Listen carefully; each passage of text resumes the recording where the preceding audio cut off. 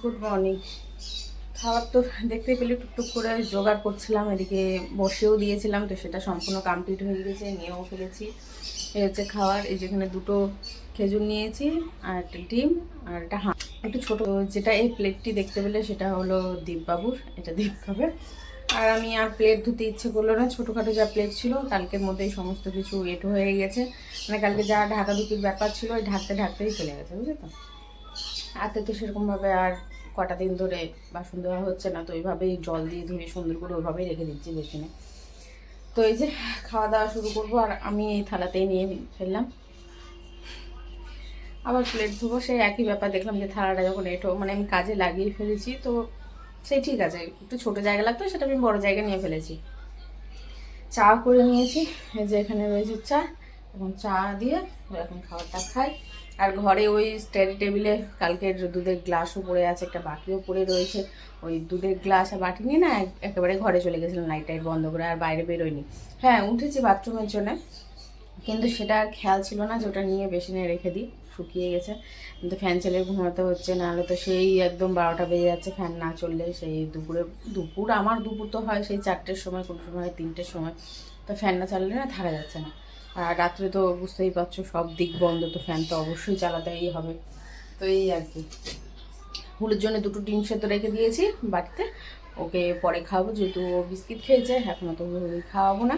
ওকে দেখে দিয়েছি, ও এখন থেমে যাবে, না হলে ভাববে যে আমরা খেয়ে নিচ্ছি, ওকে তো দিচ্ছি না, এর একটা মাথার মধ্যে থেকে যায়। দিয়ে সারা দিন মানে যতক্ষণ না খাওয়াচ্ছি সেই খাবারটাই ও, তার আগে মুহূর্ত পর্যন্ত মুখটাকে হাঁড়ি করে বসে থাকে, কথা বলবে না, এক কোনায় গিয়ে বসে থাকবে। চারিদিকে এত আওয়াজ হবে, কোনো দিকে তাকাবে না, কোনো আওয়াজ দেবে না। হুসু করতে ঢুকাতে হবে, খেয়াল নেই তো এতটা। চলো হুসু করতে, বাথরুমে চলো।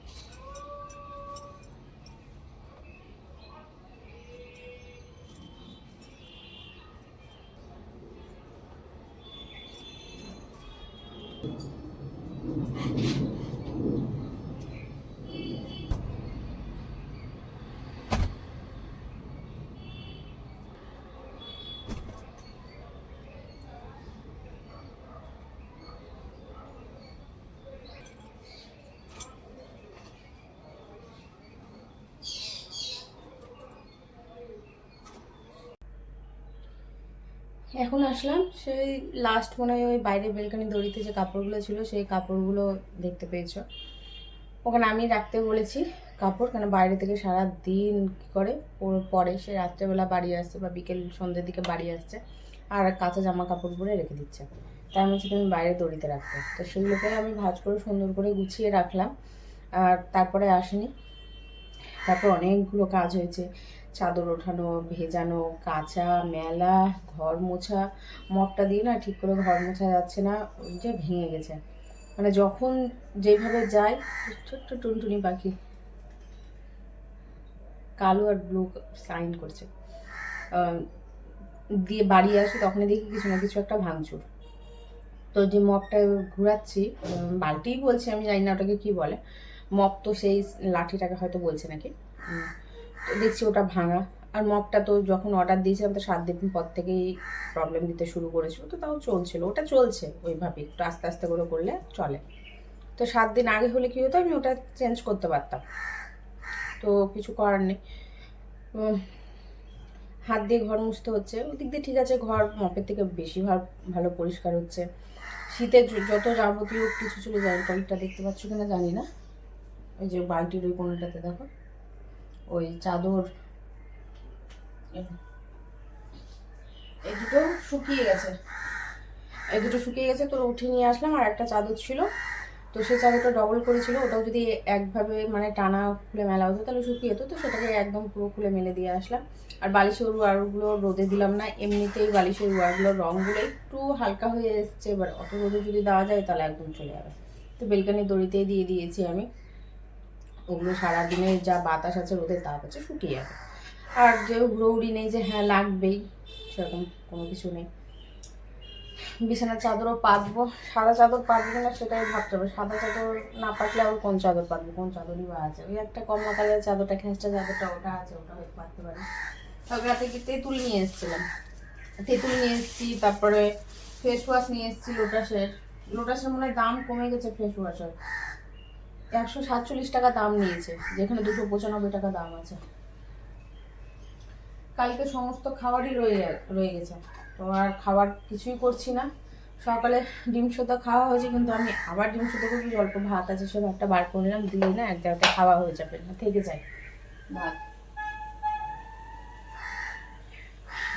ডিপ ফেস ওয়াশ নিয়েছে, মুখের ক্রিম নিয়েছে, আমি নেব আর কয়েকদিন যাক, তারপরে মুখের ক্রিম মানে দুটো শেষ, ডে নাইট দুটো একদম একসাথে, মানে আগা পিছা করে হলেও নিয়েছিলাম আগা পিছা সেইভাবেই, তাহলে একসঙ্গে না চাপটা পড়ে না।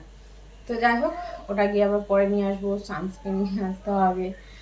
তো এই তো, আর কি নিয়ে এসেছিলাম, স্ট্রেফি নিয়ে এসেছি, একটু দাম কম পাওয়া যায় পেন্সারে, 150 টাকার জিনিস 120 টাকা নিয়ে এসেছি। এর আগে দুবার আমি 99 টাকায় নিয়ে এসেছি, তো তার জন্য ওখানে যাই, ওখান থেকেই নিয়ে এসেছি। তো সেগুলো নিয়ে আসা হচ্ছে, আবার বালিগঞ্জ হয়ে আসুন দেখছি বাইক ঘুরিয়ে নিয়ে এসেছে, কারণ যাই তাহলে একটু তেঁতুলের কথা মনে পড়লো, একটু তেঁতুল নেই, তেঁতুল নিলাম। শশার যা দাম, শশার কেন এত দাম আমি মাথাতেই আসেনি, সব মানে হঠাৎ করে এত দাম বেড়ে গেল, তারপরে মনে পড়লো ও আচ্ছা, তার রমজানের মাস চলছে, তাদের এই সময়টা আসলে তো জিনিসের দাম বেড়ে যায়, ওদেরও পক্ষেও খুব চাপ হয়, আর আমাদের বাকি মিডিয়াম যে মধ্যবিত্ত যে ঘরের মানুষ আছে বা তার থেকে তো খুবই চাপ হয়ে পড়ে। তো নিয়ে এসছি ঢেঁড়স, আকাশ ছোঁয়া 230 টাকা, নেই ওই শশা তেঁতুল, রসুন ছিল না একেবারে, রসুন নিয়ে আসলাম, পেঁয়াজ আছে চলে যাবে, আলু তো পরশুদিনই নিয়ে এসছে, অসুবিধা নেই। আর আদা এই কারণে নিলাম না, পেস্ট করে রাখা হয়েছে আদাটা, জানি না মানে পুরো একদম আদা, এতটা আদা একদম পুরো নষ্ট, পুরো দেখছি ভিতরে আদার ভিতরে না পুরো জল হয়ে গেছে, জানি না কেন। তো ভাতের এই যে ভাতটা নামিয়ে ডিমটা সেদ্ধ বসাবো, তখন বিছানার চাদরগুলো ভাবছি কেচে নেবো, আর গুলো ওখানে বসে আছে, ও উঠে গেল, উঠে গেল, এখানে বসেছিল ওগুলো।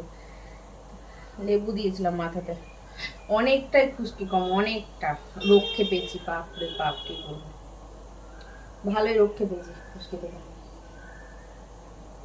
তার আগে মাথায় শ্যাম্পু করলেও মনে হচ্ছে খুশকি যেত না, সামনে এগুলোতে খুশকি চাপা চাপা হয়ে থাকতো, সেই থেকে মানে এই সামনে তো দূরের কথা, মাথাতেও খুশকি থাকে না। হ্যাঁ, 3-4 দিন পর গিয়ে একটু একটু করে নোংরা একটু দেখা দিচ্ছে চুলে, ওটা খুশকি। কেমন এই খুশকিটা, মানে একটু চিটচিটা ভাব, এক এক সময় এক এক রকম। থাক, কি করা, শীতে নাকি বলে খুশকি হয়, তা বলো এই যে শ্যাম্পু দেওয়ার পরও যে খুশকি যায় না, ওরে বাপ। যা আছে সেগুলো আর ফ্রিজ থেকে বার করছি না, ডাল সেদ্ধ বসিয়ে দিই, হুলুকে তো খাওয়াতে হবে, আলু সেদ্ধ আছে, ডাল সেদ্ধ গেলে আলু সেদ্ধটা ওর মধ্যে দিয়ে দেবো, তাহলে আলুটাও গরম হয়ে যাবে, হুলুকে খাইয়ে দেবো। আর আমি আজকে খাবো হলুদ, পেঁয়াজ আর কাঁচা লঙ্কা দিয়ে ভাত, ডিম সেদ্ধ দিয়ে, এটাই খেতে ইচ্ছা করছে, সেটা ভালো লাগছে না। ভেবে তো ছিলাম যে রুটি পরোটা কিছু একটা করব, আমি বসেছিলাম, শরীরটা হঠাৎ করে, এই যে কাবলি ছোলা ভিজিয়েছি, হঠাৎ করে নিয়ে মাথাটা একটু গুরু গুরু গুরু গুরু করছিল, দিয়ে বসেছি, তারপর দেখছি লাড্ডুর ফোন আসলো, লাড্ডু উঠেছে, দিয়ে লাড্ডুর সাথে গল্প করলাম, লাড্ডুরও হয়ে গেল ব্যবস্থা, দিয়ে আমিও ফোন রাখলাম, আর এই যে কাপড় কাচতে ঢোকা, মোছা, মেলা, ওরে বাপ,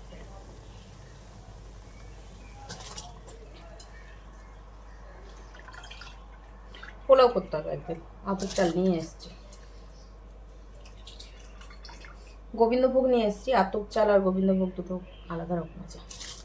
আগে আমি দেখলাম চালটা, আমি শুনে একটু দেখানো যাবে, তো দেখলাম যে ঠিক আছে, ঠিকঠাক 90 টাকা করে নিয়েছে, আর একটা দোকানে 150 টাকা দাম বলছিল, ঠিক বুঝতে পারলাম না, চালটা তো একই রকমই ছিল, আমি দেখলাম চালটা কিন্তু একই, কিন্তু 90 কেন বললো, 150 কেন বললো, যাই না, অনেক কথা বলে ফেললাম আজকে,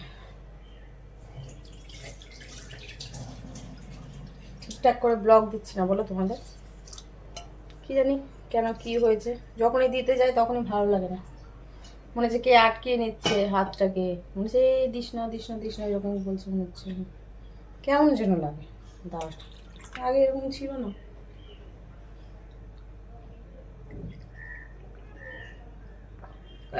জার খুলতে হবে, এগুলো তো আমাদেরই করতে হয়। বাসন গোছাতে হবে। আচ্ছা ফেলে রাখবো, বুঝলে, ভালো লাগছে না আজকে।